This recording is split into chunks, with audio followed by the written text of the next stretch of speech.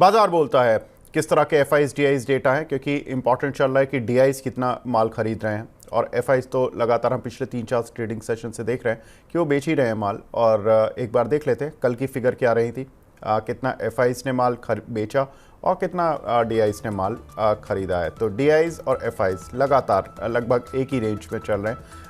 3800 करोड़ का माल डीआईज ने कल खरीदा है और एफआईज ने करीब 3314 करोड़ का माल बेचा है। तो कुल मिलाकर कह सकते हैं कि डीआईज कल भी मार्केट को सपोर्ट करते हुए नजर आए। ग्लोबल इंडिसेस क्या कहती हैं, क्या कुछ सपोर्ट कर पा रही हैं या नहीं कर पा रही हैं? तो मॉर्निंग के सेशन में तो आज हमने देखा था कि नहीं कर रही थी, लेकिन अभी एक मिला जुला रुझान देखने के लिए मिल रहा है। यूएस मार्केट में कल थोड़ी प्रॉफिट बुकिंग देखने के लिए मिली, उसका कारण भी जानेंगे कि क्यों थोड़ा सा एक लैकलस्टर सा मूवमेंट रहा यूएस मार्केट में। शंघाई और हैंसेंग यहाँ पर तेजी बनी हुई है। निकाई और कोस्पी यहाँ पर मामूली गिरावट देखने के लिए मिली, करीब आधा % की। साथ ही आज के टॉप गेनर्स और लूजर्स को भी एक बार देख लेते हैं कौन से काउंटर्स हैं जहाँ पर की मूवमेंट तेज है या ऑन द पॉजिटिव साइड। तो पॉजिटिव साइड पर बासफ यहाँ पर करीब 11% का मूव देखने के लिए मिल रहा है। सिम्फनी में करीब 8% का मूव है। रूट मोबाइल 7% ऊपर है। ITD cementation after good results of Q1 7% का पॉजिटिव साइड पर मूवमेंट इस काउंटर पर देखने के लिए मिल रहा है। लक्ष्मी ऑर्गेनिक यहाँ पर करीब 6% से ज़्यादा की तेजी बनी हुई है। टॉप लूजर्स पे एक बार नज़र डाल लेते हैं कौन से काउंटर हैं जो कि इस गिरे हुए बाजार में अपनी स्ट्रेंथ नहीं दिखा पा रहे हैं, गिरावट है उन काउंटर पर। तो फ्यूजन माइक्रो यहाँ पर 8% की गिरावट है। गोकुलदास एक्सपोर्ट थोड़ा प्रॉफिट बुक होता हुआ हमने देखा था। बांग्लादेश के इवेंट के बाद सारे ही टेक्सटाइल और एक्सपोर्ट से जुड़े काउंटर्स में तेजी देखने के लिए मिली, आज 7% नीचे। सांगवी मूवर 7% नीचे है। Balaji amines after bad results of Q1 6% नीचे है। विस्तार से बात करेंगे इस काउंटर पर भी। लेमन ट्री यहाँ पर करीब 5% की गिरावट देखने के लिए मिल रही है। तो कुल मिलाकर कह सकते हैं कि mid cap small cap category में एक मिक्स रुझान देखने के लिए मिल रहा है, जहाँ पर कि काउंटर में रिजल्ट्स के भी इम्पैक्ट हैं, कुछ खबरों के भी इम्पैक्ट हैं जिनका असर हम शेयरों के मूवमेंट पे देख रहे हैं। साथ ही दर्शक भी कुछ सवाल पूछ रहे हैं, उनके सवालों के जवाब भी लेंगे, लेकिन पहले हम बात करते हैं यूएस मार्केट की, जहाँ पर कि कल हमने देखा कि एक डाउ जोन्स में डिस्पाइट द फैक्ट कि येन के लिए जो एक सपोर्टिव स्टेटमेंट आया था जापान से कि वो आने वाले समय में इंटरेस्ट रेट हाइक नहीं करेंगे, जितना एक हॉकिश माहौल बन गया था वो थोड़ा डॉविश साइड पर होता हुआ दिखाई दिया। उसके बाद हमने देखा कि जापानीज़ मार्केट एक अच्छा रिकवर हुए कल भी और दुनिया भर के बाजार तेज रहे, लेकिन अमेरिकन मार्केट में प्रॉफिट बुकिंग आ गई रात। कारण था कि अमेरिका में $42 बिलियन के जो बॉन्ड की सेल थी उसको कमज़ोर रिस्पॉन्स मिला, जिसकी वजह से वहाँ पर मार्केट फिसल गया। साथ ही अगर देखें तो गोल्डमैन सैक्स ने एक बड़ी अच्छी इस ऑब्जर्वेशन निकाला है। उन्होंने कहा है कि जब भी मार्केट में 5% की गिरावट आती है तो अगले 3 महीने में 6% की रिकवरी का ट्रेंड आ जाता है। जनरली ऐसा देखा गया है। अमित सर, कितना सही मानते हैं आप इस ऑब्जर्वेशन को? क्योंकि जो ये बुल मार्केट चल रहा है जिसमें कि 5% की कोई भी गिरावट ग्लोबल मार्केट्स में आती है, कुछ दिन रहती भी है और कई बार वो वी शेप रिकवरी हो जाती है, कई बार यू शेप रिकवरी हो जाती है। How do you see sir? नहीं, देखिए, जो उन्होंने बात कही है वो स्टैटिस्टिकली जो है वो सही रही है पास्ट में। तो मैं ये नहीं कहूंगा कि इसमें कोई तथ्य नहीं है, मगर हर मार्केट का जो सिचुएशन है, हर जो टाइम चल रहा है मार्केट का, वो एक बिल्कुल डिफरेंट टाइम चल रहा है। और मेरा ऐसा मानना है कि जो अभी जो मार्केट जिस जोन में है उसके बहुत कम प्रेसिडेंट्स हैं पूरे वर्ल्ड में, क्योंकि ये रैली जो है बहुत बड़ी जो है ग्लोबली रैली आई है इक्विटीज में। बहुत बड़ा एक बूम आया है पोस्ट कोविड में, इसके बहुत ज्यादा प्रेसिडेंट नहीं है। तो ये बिल्कुल मुमकिन है कि अब ये मार्केट जो पैरामीटर्स को फॉलो करे वो हिस्ट्री से जो है वो थोड़े अलग हटके हों। मगर जो गोल्डमैन सैक्स ने जो अपना जो एक स्टैटिस्टिकली जो उन्होंने एक अपना हाइपोथेसिस रखा है, आई थिंक मार्केट ने उस हाइपोथेसिस को पास्ट में सपोर्ट किया है और हो सकता है इस बार भी उस हाइपोथेसिस को सपोर्ट करे और मार्केट जो है यहाँ से आने वाले समय में बढ़े। इनफैक्ट हम लोग भी मार्केट में इस टाइम ओवरऑल एक बुलिश व्यू रखते हैं, क्योंकि इस करेक्शन के हमें भी ऐसा लग रहा है कि मार्केट में जो है वो probably on the near term basis downside कम है, अपसाइड थोड़ा ज्यादा है। मगर अगर आप लंबी अवधि की बात करेंगे तो वो सिचुएशन एकदम बदल जाती है। But as of now, yes, there is a positive there is a positive trend in the market. Market में जो 3 ही 4 दिनों में जो करेक्शन आई वो बहुत ही ज्यादा ब्रूटल थी, जिसके वजह से लॉट ऑफ स्टॉक जो है वो वीक हैंड से शिफ्ट होके स्ट्रॉन्ग हैंड्स में चले गया है। तो इसलिए जी मुझे बिल्कुल हैरानी नहीं होगी अगर गोल्डमैन सैक्स की जो एनालिसिस है वो इस बार भी जो है खरा उतरे। बिल्कुल। हाँ, कुछ एक दर्शकों के सवाल भी लेना शुरू कर देते हैं। एक हमारे दर्शक हैं विजेंद्र पुनिया जी, उन्होंने जियो फाइनेंशियल के कुछ शेयर लिए हुए हैं सर 356 के प्राइस के। सर जियो फाइनेंशियल पहले माना जा रहा था कि ये एक एनबीएफसी कंपनी के तौर पर काम करेगी, लेकिन बाद में उन्होंने एनबीएफसी को तो अपना अलग कर दिया कि उस पर फोकस ही नहीं किया। वो अपनी एक होल्डिंग और इन्वेस्टमेंट कंपनी के तौर पर चल रहे हैं। एक लॉन्ग टर्म विजन के साथ जियो फाइनेंशियल ठीक लगता है क्या आपको? देखिए विवेक, मेरा ऐसा मानना है कि ये एक I think it's a somewhat of a risky bet, क्योंकि ये जरूरी नहीं है कि वो जो उनका फाइनेंशियल सर्विसेज और वो सारा जो उनका जो बिजनेस है वो उसको जो है वो उसमें उनको बहुत ज्यादा कामयाबी मिले। आई एग्री कि ग्लोबली ऐसे प्रेसिडेंट्स हैं, फॉर एग्जांपल टेंसेंट ने जो है वो इसमें बहुत अमेजिंग काम किया है। कई चाइनीज कंपनीज ने यहाँ पे बहुत सक्सेस हासिल किया है पिछले 10 साल में। मगर इंडियन मार्केट बहुत ज्यादा डिफरेंट मार्केट है। इंडिया की जो जो फाइनेंशियल लैंडस्केप है वो बहुत ज्यादा डिफरेंट है। तो इसलिए मुझे लगता है कि यहाँ पे उनको कितनी कामयाबी मिलेगी इसके बारे में कुछ सवाल हैं जिनका कि जवाब आने वाले टाइम में मिलेगा। मगर जो ओवरऑल जो है यहाँ पे रिस्क रिटर्न मुझे बहुत ज्यादा फेवरेबल नहीं लगता है, क्योंकि अगर उनको वो कामयाबी मिलती है तो आई एग्री कि वो स्टॉक यहाँ से बहुत अच्छा करेगा, मगर उसकी प्रोबेबिलिटी जो है मुझे लगता है कि शायद कहीं ना कहीं 20 या 25% से ज्यादा नहीं है। और एक काफी बड़ी प्रोबेबिलिटी है कि उनको उतना सक्सेस ना मिल पाए जितना कि ऑप्टिमिस्ट जो है वो सोच रहे हैं। और उस केस में ये स्टॉक जो है वो लैकलस्टर ट्रेड करता रहेगा, और हो सकता है कि ये वापस 350 का रेट आने में भी जो है आपको समय लग जाए। तो मेरा ओके। ऐसा मानना है मार्केट में बहुत सारे स्टॉक्स हैं, सेक्टर्स हैं जो कि बहुत अच्छा कर रहे हैं, वैल्यूएशंस भी जिनकी रीजनेबल हैं, और जहां पे प्रोस्पेक्ट जो है ज्यादा डिफाइंड है, प्रोबेबिलिटी ज्यादा अच्छी है कि वो आने वाले समय में जो है वहां पे ज्यादा बेहतर करेंगे। यहाँ पे एक रिस्क एलिमेंट ज्यादा है जिसके वजह से हो सकता है कि स्टॉक एक रेंज में रह जाए या डाउनसाइड ओपन अप हो जाए। तो मैं ये मान के चलता हूं कि मैं अभी तो उनको बेचने की सलाह नहीं दूंगा, मगर अगर ये स्टॉक से थोड़ा भी रिकवर करता है बीच में और उनको कॉस्ट के आसपास मिलता है तो मैं स्विचिंग जरूर मैं रेकमेंड करूंगा कि वो इसमें से निकल के कुछ और जो है वो स्टॉक्स की तरफ अपना रुझान रखें। बिल्कुल, तो स्विचिंग यहाँ पर इम्पॉर्टेंट रहेगी अगर वो कर लेते हैं, क्योंकि यहाँ पर अब एक लैकलस्टर सा मूवमेंट सर एक्सपेक्ट कर रहे हैं इस पर्टिकुलर काउंटर पर। कुछ एक डोमेस्टिक खबरें भी देख लेते हैं जिनका कि इम्पॉर्टेंट इम्पैक्ट देखने के लिए मिल सकता है कुछ एक पर्टिकुलर सेक्टर्स पर। त्योहारी सीज़न से पहले जो ट्रक का जो फ्रेट है वो ऑल ओवर इंडिया बेसिस पर करीब 4% तक बढ़ गया है। तो लॉजिस्टिक कंपनीज पर थोड़ा सा नज़र रखनी चाहिए। सर कैसे देख रहे हैं ट्रांसपोर्ट कॉरपोरेशन, गति, ऑल कार्गो लॉजिस्टिक्स, क्योंकि हम देखते हैं कि आफ्टर मॉनसून का जो पीरियड होता है उसमें त्योहारी सीज़न अगले 3-4 महीने के लिए पूरा डोमिनेट करते हैं, और ऐसे में माल की जो एक आवाजाही होती है वो काफ़ी ज़्यादा हो जाती है। कोई प्रॉब्लम नहीं होती है सच, कोई इस तरह के लाइक कांवड़ यात्रा या कुछ ऐसे सीज़न नहीं आते जहाँ पर कि कुछ हर्डल्स हो। तो एक रोड फ्रेट में इतना तेज मूवमेंट आना ये कितना पॉजिटिव होगा सर? देखिए, एक तो मैं ये कहना चाहूंगा कि ये बेसिकली सीजनल पैटर्न है, और ये हर ओके। साल ही तकरीबन जो है वो अगस्त से लेके जनवरी तक ये इनका एक बेहतर पीरियड जाता है। बल्कि इनफैक्ट मैं कहूंगा कि मार्च तक जो है वो इनका जो ये वाला जो सेकेंड हाफ होता है जो कि अक्टूबर से लेके मार्च तक का है वो बेहतर जाता है, और उसके बाद वाला जो पीरियड है वो सीजनली उतना फेवरेबल नहीं होता है। तो ये एक एनुअल फिनोमिनन है, सीजनल फिनोमिनन है। मगर हाँ, जो इकोनॉमी की ओवरऑल जो अगर मैं सिचुएशन देखता हूं तो अभी फ्लोज काफी रोबस्ट हैं। अभी जो है गुड्स एंड सर्विसेज ट्रेड जो है वो बहुत अच्छा चल रहा है। आप जीएसटी कलेक्शंस भी देख रहे हैं कि काफी रोबस्ट है। और मुझे लगता है कि आने वाला फेस्टिवल और वेडिंग सीजन भी जो है मुझे काफी रोबस्ट दिख रहा है। तो ऐसे में जो है ये सारे स्टॉक्स जो है मुझे लगता है कि अच्छा करेंगे।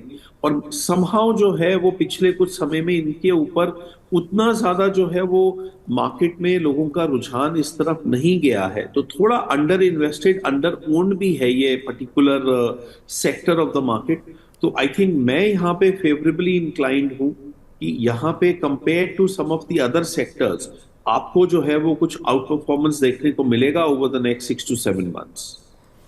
बिल्कुल, तो आउट परफॉर्मेंस देखने के लिए मिल सकता है, लेकिन आउट परफॉर्मेंस पिछले कुछ सत्रों से अदानी स्टॉक्स में भी देखने के लिए मिल रहा है। जब से अदानी एनर्जी सॉल्यूशन का QIP आया था, करीब 8300 करोड़ रुपए का उनका QIP था, उसमें रेस्पॉन्स जो आया वो 50,000 करोड़ रुपए की बिड्स आई थी। उसके बाद अदानी समूह के शेयरों में एक अच्छा तेज मूवमेंट देखने के लिए मिला, और साथ ही इन कंपनीज़ के रिजल्ट्स भी, ज़्यादातर कंपनीज़ के रिजल्ट्स बहुत अच्छे आए, जिसका इम्पैक्ट मार्केट ने लिया। लेकिन अब एक बहुत इंपॉर्टेंट खबर आ रही है, वो ये है कि कल एक डेवलपमेंट हो रहा है कि अदानी एंटरप्राइजेस में इस तरह की बातें हो रही हैं कि QIP आ सकता है कंपनी में 10,000 करोड़ से 12,000 करोड़ के बीच में। अमित सर, कैसे देख रहे हैं अदानी स्टॉक्स को, जहां पर कि हम पहले वैल्यूएशन गैप की बात करते थे, अब अदानी एज एन कंपनी इस चीज़ पर फोकस कर रही है कि उनको ग्लोबल इन्वेस्टर्स ज़्यादा से ज़्यादा मिले और उनकी शेयर होल्डिंग एक वाइजली डिवाइड हो एक अच्छे क्लास ऑफ इन्वेस्टर्स में। कैसे देख रहे हैं सर?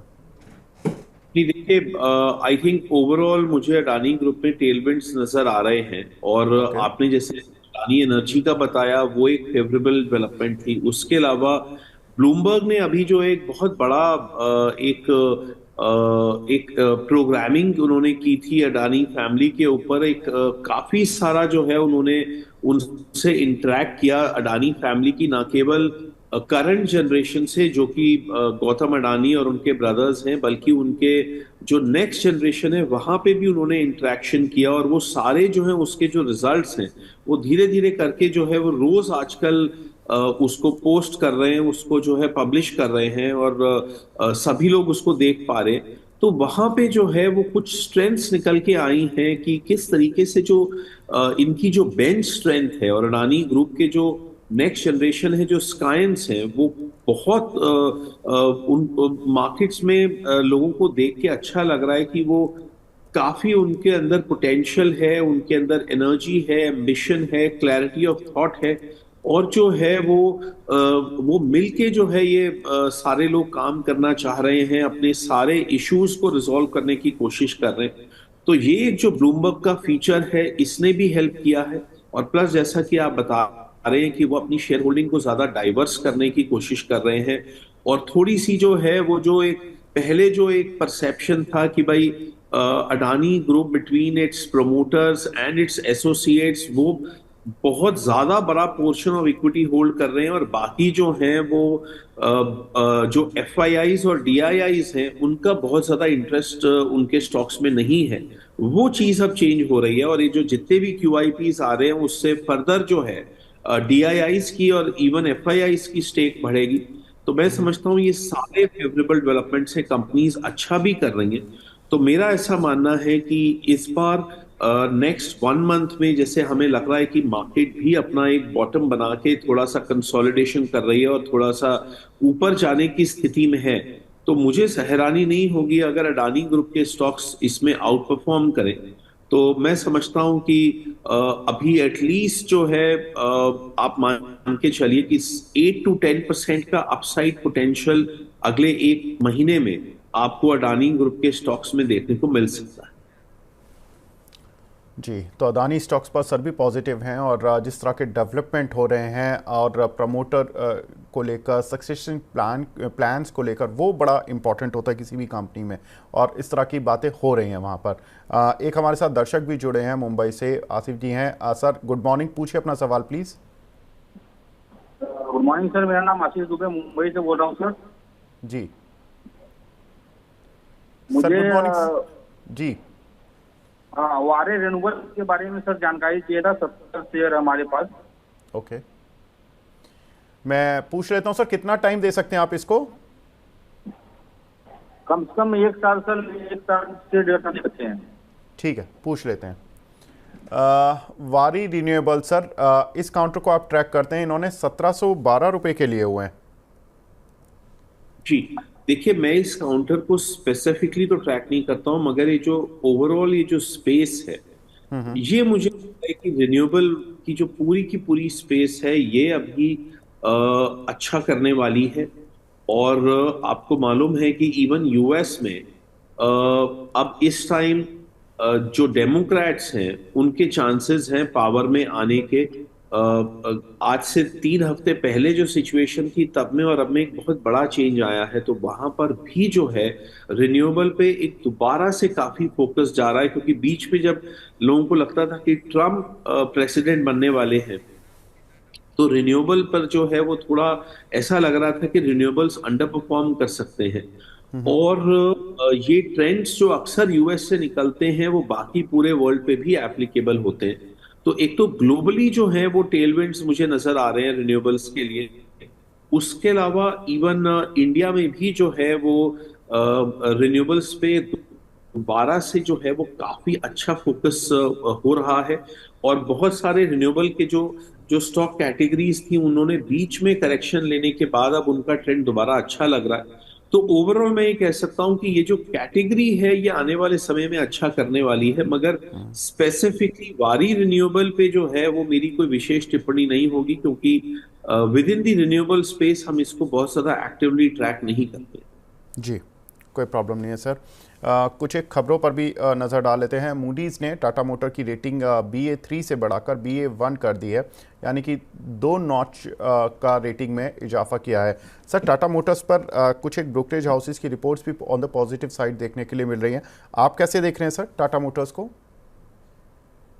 देखिए, टाटा मोटर्स जो है मुझे ऐसा लगता है कि थोड़ा यहाँ पे साइडवेज मुझे होने के ज्यादा चांसेस लग रहे हैं, बजाय कि कोई बहुत बड़ा इसमें अपस्विंग आए। और उसकी उसकी वजह ये है कि टाटा मोटर्स का एक बहुत बड़ा रेवेन्यू जेएलआर से जो है वो आता है, कंसोलिडेटेड रेवेन्यू। और जेएलआर है वो अल्ट्रा प्रीमियम स्पेस में है ऑटोमोबाइल्स में। और वहां पर हम लोग जो है ग्लोबली एक स्लो डाउन देख रहे हैं, क्योंकि जेएलआर की जो सबसे बड़ी मार्केट है वो यूएस है, और उसके बाद जो है वो यूके और वेस्टर्न यूरोप है, और फिर ऑफ कोर्स चाइना एक बड़ी मार्केट है। इंडिया भी एक उनके लिए एक धीरे धीरे एक अच्छी मार्केट बन गई है। मगर क्योंकि टाटा मोटर्स जेएलआर पे बहुत ज्यादा निर्भर है और वहां पे ग्लोबल ऑटोमोबाइल स्पेस में कुछ सॉफ्टनेस देखने को मिल रही है, और पर्टिकुलरली जो प्रीमियम सेगमेंट है वहां पे आने वाले समय में कुछ सॉफ्टनेस होने की आशंका है। तो मुझे लगता है कि टाटा मोटर्स फंडामेंटली शायद उतना अच्छा ना कर पाए जितना उसने पिछले 3-4 तिमाही में किया था, जब एक तरीके से देवर फायरिंग ऑन ऑल सिलेंडर्स। एक तो इंडिया में कमर्शियल व्हीकल स्पेस जो है वहां पर भी थोड़ा सा जो है वो इश्यूज हैं। दूसरा, जेएलआर की मार्केट थोड़ा सा सॉफ्ट होने की आशंका है आने वाले कुछ क्वार्टर्स में। और तीसरा, जो इलेक्ट्रिक व्हीकल्स का जो सेगमेंट है जिसमें टाटा मोटर्स इंडिया में लीडर है, वहां पे भी जो है कई लोग रीथिंक कर रहे हैं कि क्या उनको अपनी गाड़ी जो है वो क्या उनको इलेक्ट्रिक व्हीकल खरीदनी है या नॉर्मल फ्यूल कंबशन खरीदना है। तो जो इलेक्ट्रिक व्हीकल्स का जो मोमेंटम है वो ग्लोबली भी और इंडिया में भी थोड़ा स्लो डाउन किया है। इन सब चीजों को देखते हुए मुझे लगता है कि टाटा मोटर्स यहाँ पे एट बेस्ट जो है वो साइडवेज रहेगा। हम लोग टाटा मोटर्स पे बहुत ज्यादा बुलिश नहीं है, मगर आई एग्री विद यू कि कुछ ब्रोकरेज रिपोर्ट्स आई थी पिछले 2 हफ्तों में जो कि फेवरेबल थी, और अब मूडीज ने जो है वो अपग्रेड किया है, तो उसकी टेलविंड्स जरूर ये स्टॉक एंजॉय कर रहा है। बट आई वुड से कि this is a sell on every rise, और यहाँ पे कोई बहुत बड़ा मुझे जो है वो एप्रिसिएशन के चांसेस मुझे नहीं दिखते हैं।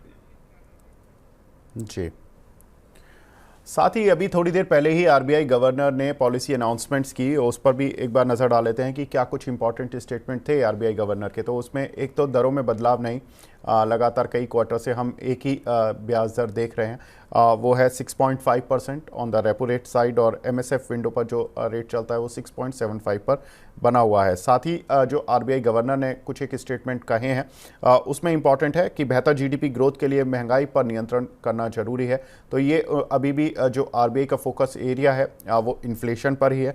साथ ही उन्होंने कहा कि मानसून में जो एक रिकवरी है उसका फ़ायदा एग्री ग्रोथ को मिलेगा।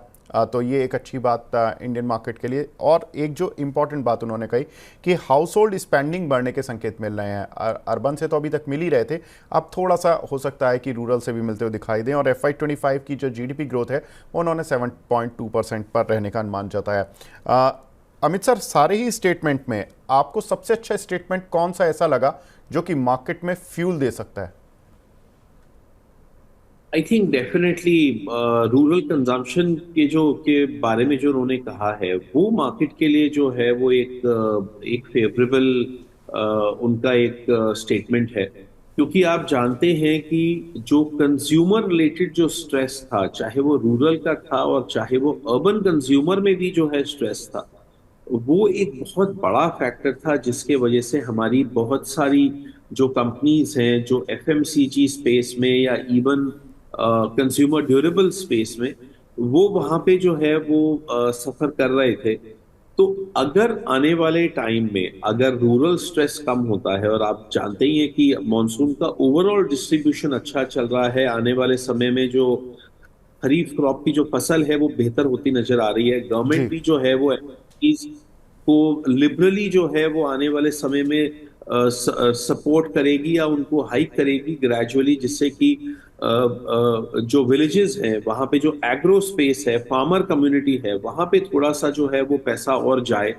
तो ये सब डेफिनेटली एक अच्छा ट्रेंड है और आरबीआई ने भी इसके विषय में एक स्टेटमेंट दिए। मुझे लगता है कि out of all the statements ये सबसे ज्यादा एक इम्पॉर्टेंट बात है। बाकी ऑफ कोर्स जो भी उन्होंने कहा है वो मोर और लेस एक्सपेक्टेड लाइंस पे ही है, तो मुझे उसमें कहीं पे भी कोई सरप्राइज एलिमेंट मुझे नहीं मुझे लग रहा है। सर, तो रूरल कंजम्पशन थीम अगर रिकवर होती है या ये पेस पकड़ती है, तो कौन से ऐसे काउंटर्स होंगे जहां पर की नज़र रखनी चाहिए on the positive side? I think FMCG जहाँ पे वो जो एक किस्म से आप जो है वो लोअर ब्रांड से आप हायर ब्रांड्स पे अपग्रेडेशन की स्टोरी है, फिर कंज्यूमर ड्यूरेबल्स है, देन फार्म इक्विपमेंट है और टू व्हीलर स्पेस है। आई थिंक इस स्पेस में जो है देयर विल बी विनर्स अगर रूरल स्ट्रेस अगर जो है वो कम होता है, और अगर फार्मर्स और रूरल एरियाज में अगर इनकम्स बढ़ती हैं, तो हमें यहाँ पर देखने की जरूरत है कि कौन सी कंपनी उसको बेहतर कैपिटलाइज करने की पोजीशन में है।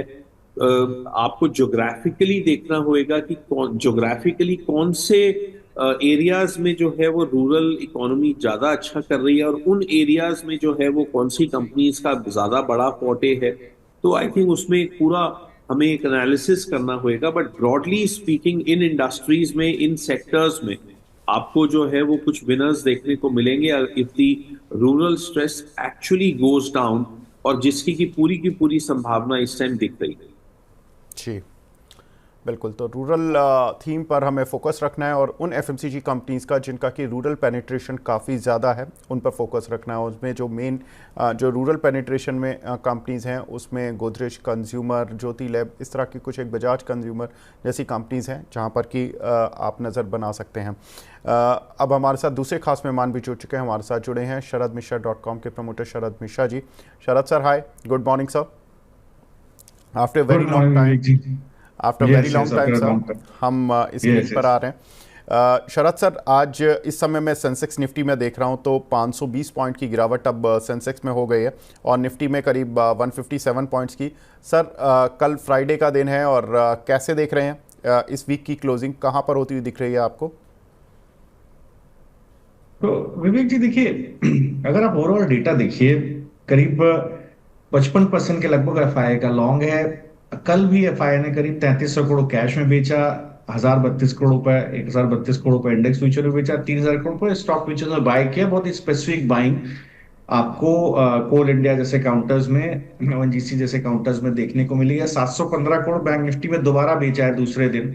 51% की लॉन्ग अनवाइंडिंग देखने को मिली है। 113% शॉर्ट बिल्डअप निफ्टी में देखने को मिला है। और सबसे इंपॉर्टेंट डेटा ये है कि 30% शॉर्ट कॉल अनवाइंडिंग हुई थी कल। और 8% short put and buying Nifty. तो कहने का मतलब ये है कि जो उनको बेचना था उन्होंने बेच दिया। अब ऊपर की तरफ रेजिस्टेंस बन जाता है, उनका फर्दर बेचने का इरादा नहीं है, नीचे की तरफ सपोर्ट आएगा। तो बैंक निफ्टी में 5292 से 54453 ये जोन है जहां पर कॉल राइटर का 50-300 से 50-500 पे बड़ा रेजिस्टेंस बना हुआ है। नीचे 49,800 49,800 से 50,000 पे पुट राइटर का बेस है। तो ये जोन हो जाता है 300-400 पॉइंट का कंसोलिडेशन का। सिमिलरली निफ्टी में आप देखें तो जो पहले रेजिस्टेंस, जो पहले सप्लाई जोन परसों बेचा था 24,395, कल फिर बेचा 24,337। तो 24,337, 24,395 ऊपर की तरफ मीन्स 24,300, 350, 24,400 पर कॉल राइटर का जोन। नीचे 24,026, 24,155 पर पुट राइटर का जोन। तो देखिए 24,100 से 24,400 300 पॉइंट का जोन। रिटेलर दूर रहे, रिटेलर को भारी नुकसान होगा अगर निफ्टी में इस वक्त ट्रेड करेंगे। जी बाजार चौपी है, तो इसमें क्या होगा, अगर आप ऑप्शन बाय करके चलते हैं तो प्रीमियम डिटोरेट होगा, आप अननेसेसरी ट्रैप होंगे, पॉइंट नहीं है, छोड़ दीजिए, ये रेंज टूटने दीजिए, इसके बाद ही कुछ पोजीशन मुझे लगता है जिसके अंदर बनेगी। अगर आप आरबीआई पॉलिसी भी देखें, देखिए जी जिस दिन से यूएस फेड ने बोला कि साहब ऐसा है कि मैं तो 2% के नीचे इन्फ्लेशन के बाद ही ऐड करने वाला हूं, तो बाजार में वैसे भी आप देखिए डबल वैमी हो गया। वैसे भी आप एक्सिस बैंक के रिजल्ट देखिए तो 90% पे क्रेडिट टू डिपॉजिट रेशियो खड़ा हुआ है। और आईसीआईसीआई बैंक में भी देखिए 17.5% का हमें डिपॉजिट ग्रोथ देखने को वाई बेसिस पे मिला, इससे बाजार खुश नहीं था। तो बैंक निफ्टी सारा वेट डाल रहा है निफ्टी के ऊपर। और बैंक निफ्टी आज आरबीआई पॉलिसी से भी खुश नहीं होगा, क्योंकि आप देखें तो एमएसएफ में कोई चेंज नहीं हुआ जी है, माइनस बिल्कुल। स्टैंडिंग फैसिलिटी में कोई चेंज नहीं हुआ है। ठीक है, अगर आप स्टैंडिंग डिपॉजिट रेट पे देखें वहां पर कोई चेंज नहीं हुआ। तो आरबीआई कह रहा है ठीक है साहब, स्प्रे एंड प्रे अभी चलने दीजिए, मेरे ऊपर सबसे बड़ा प्रेशर है फूड इन्फ्लेशन का, जब तक वो नहीं जाएगा। और देखिए इस क्वार्टर का, फर्स्ट क्वार्टर की बिल्कुल जीडीपी ग्रोथ डाउनग्रेड हो गई है, आने वाले क्वार्टर में उसको ऐड कर दिया गया है। तो ये थोड़ा सा ऑप्टिमिस्टिक को पसंद नहीं करेगा। मुझे लगता है यहाँ पर एक रेंज बाउंड ही ट्रेड रहेगा जब तक कोई यूएस फेड से या आरबीआई से कोई पॉजिटिव इंटरेस्ट रेट कट को लेकर के मूव नहीं आता। बैंक निफ्टी में बैंक में जबरदस्त प्रेशर है। बिल्कुल। तो यहाँ पर कोई बहुत ज़्यादा मूवमेंट इस समय इस वीक में उम्मीद करने की ज़रूरत नहीं है। अमित सर, आप हमारे साथ जुड़े, सर बहुत बहुत शुक्रिया हमसे जुड़ने के लिए, अपना प्रीशियस टाइम देने के लिए।